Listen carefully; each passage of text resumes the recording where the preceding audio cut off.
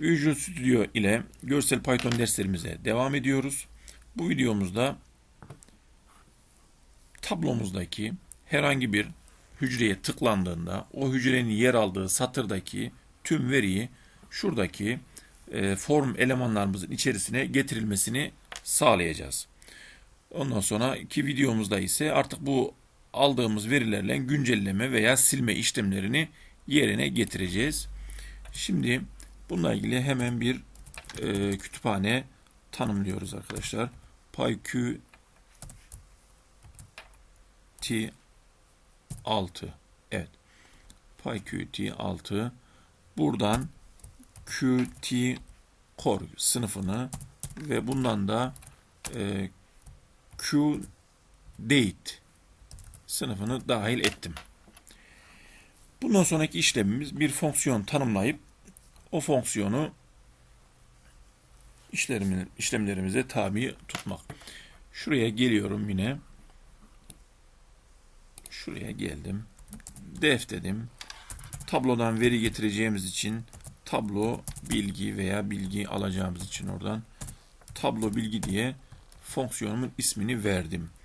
Şimdi tablodaki seçtiğim yeri alacağımdan dolayı buna da isim olarak bir değişken tanımladım. Seçim dedim ve UI ile table widget'ımı yani tbl personeli bunun seçilmiş olanı current row şurada evet current row dedim ve benim tıklamış olduğum hücrenin yer aldığı satırdaki tüm bilgiler seçim değişkenine aktarılmış olduğu bir liste halinde. Şimdi bir id al diye bir değişken daha oluşturacağım. ID bilgisini bunun üzerine alacağım.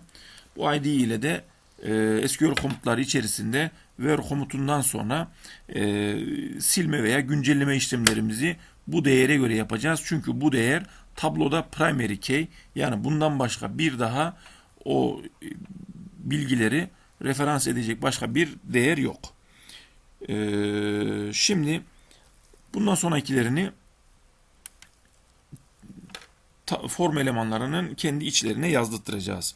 Evet bu şöyle alıyoruz. UI yine tbl personel bunun item yani seçilmiş item sıradaki o seçimin içerisinden getirilen item bu da şu seçim ID numaramız bizim 0. indekste yani ilk sırada ondan sonra nokta text dedim ve ilk ID numaramı aktarmış oldum. Ondan sonra benim UI nokta ln alt tc diye line edit'imin ismi buydu. Bunun setText evet özelliğine ben artık şurayı kopyalayayım. Şunu artık hemen hemen her yerde bu şekilde kullanacağız. Sadece indeks numarasını değiştireceğiz. Evet. Şimdi şuna 1 dedim. Şimdi ben şuraya bir sinyal slot ekleyeyim. Hem de aynı zamanda bu kodların doğru çalışıp çalışmadığını da bir görelim. Önce bir çalıştırayım. Evet. Kodda görünür bir hata yok. İşte şuraya tıkladık mesela. Buradaki bilgileri alacağız. Ama hala cell click tablonun cell click sinyal slotunu eklemedik. Şimdi şuraya geldim. UI nokta tablomun ismini yazdım. tbl personel. Bunun cell click şuradakine dedim bunu connect bağlantısını kur ve bunu da benim fonksiyonumun ismi neydi? Tablo bilgiydi. Bir göreyim bakayım. İlk önce şu TC'yi alabilecek miyiz? Evet. Yukarıdaki TC kimlik no alanına getirmiş olduk. Şimdi hemen diğerlerini yazmaya devam edelim. Şuraya kadar kopyaladım ben. setText'e kadar geçtim. UI.ln at. Bunu ikincisi olacak yalnız. Şurasını hemen düzeltelim. 2 olsun. UI.ln soyad. Burası 3 olacak.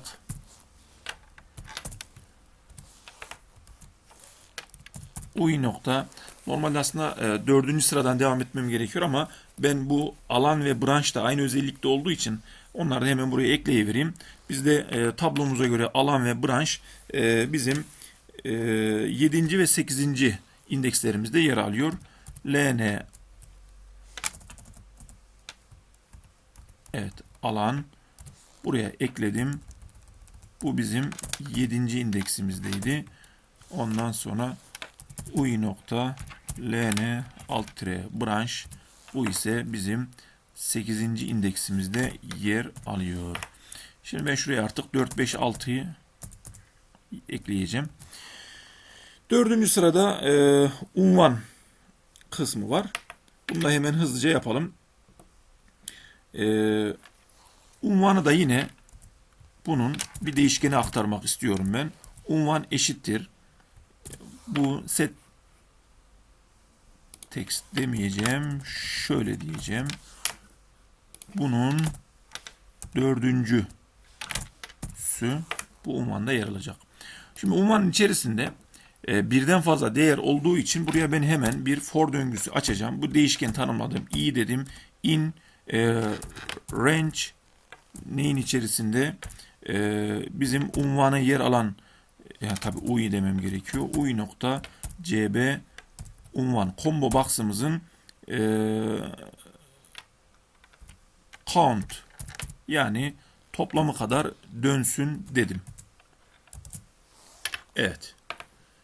Şimdi buraya bir if yapısıyla beraber buradaki gelen sırasıyla combo box'ın içerisindeki tüm değerler dönecek ve benim unvan değişkenimle karşılaştıracağız.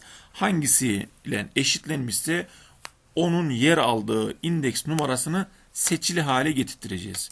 Evet, if unvan eşittir UI cb unvan nokta item text ve bunun da i'ninci, yani for döngüsünden alacak değerini item text. Eğer eşitse o zaman UI cb unvan combo box'ını set current index, şeyi büyüttüm. Evet, set current indeksini şöyle, set current indeksi ne olacak? I olacak. For döngüsünden almış olacağız onu. Görelim bunu da doğru yapmış mıyız? Evet, mesela şuradaki 3. satıra tıklayacağım. Buradaki unvana hasta bakıcının gelmesi gerekiyor. Evet, buraya kadar doğru yapmışız.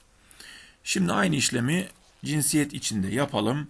Artık burasını uzun uzun yazmayacağım. Şunun hepsini kopyaladım. Şuraya yapıştırdım. Burası artık unvan değil. Değişkenimin adı cinsiyet olsun. Buradaki seçim kısmının 5. sırasındakini alsın. Buranın çok önemli değil ama yine bunun da değişkenini J yapayım. Burasında CB alt tire cinsiyet. Ondan sonra şurası yine cinsiyet. Şurası da cinsiyet. Bununki J olacak. Ondan sonra şu cinsiyet ve yine burası da J olacak. Bakalım burasını doğru yaptık mı? Bunu da bir çalıştıralım hemen. Tekrar yine şuradan işte hasta bakıcı kadın diye gelmesi gerekecek. Evet. Şimdi şurada checkbox'ımızı hemen onu da yapalım. Bunda yine bir değişkeni tanımlamam gerekiyor. Bunda yine md hali, yani medeni hali diye bir değişkeni tanımladım. Şuradan yine şurayı kopyalayayım. Şuraya yapıştırdım. Artık bu kaçıncı sıradaydı? 4, 5, 6. sıradaydı.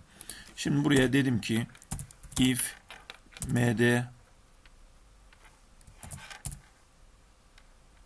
bir yanlışımız var herhalde.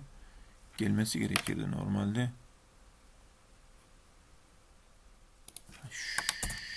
Şöyle düzeltelim. Evet, şuradaki yanlışımız şu. md hali eşittir UI. Değişkeni tanımlamadan gitmişiz. md hali eşittir. İşte buradaki şeyimiz neydi? Evli ise O zaman yukarıda da bir tanımlamıştık. Checkbox'ın set check, evet, true false, yani eğer evli ise checkbox'ın tikini attıracağız. Tikini koyduracağız. Değilse tiki olmayacak. Dolayısıyla da buraya yine hemen UI checkbox'ımız CH medeni hal. Bunun set checked. Şurası true false değer alır sadece. True yazıyorum. Değilse o zaman burası ne olacak? False olacak. Onu da hemen else'ye tanımlıyorum. Else dedim. Şurasına eğer evli değilse, bekar yazıyorsa o zaman false olacak arkadaşlar. Evet, şimdi 6, 7, 8'e kadar bütün işlemlerimizi yaptık. Bir calendar widget işlemimiz kaldı.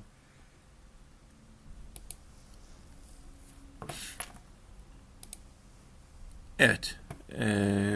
Bir eksik bir şey aldı mı? Şu anda almadı görünüyor. Evet. Şimdi son olarak calendar widget'a komutumuzu yazdıralım. Ben onu uzun uzun yazmayacağım. Bu birazcık artık epey şey yaptık. Şuradan şurasını ben kopyalayayım. Bunun aynısını yazacağım oraya. Evet. Şuradan yaptıklarımızı da hemen hızlıca özetleyivereyim. Ondan sonra videomuzu bitirelim.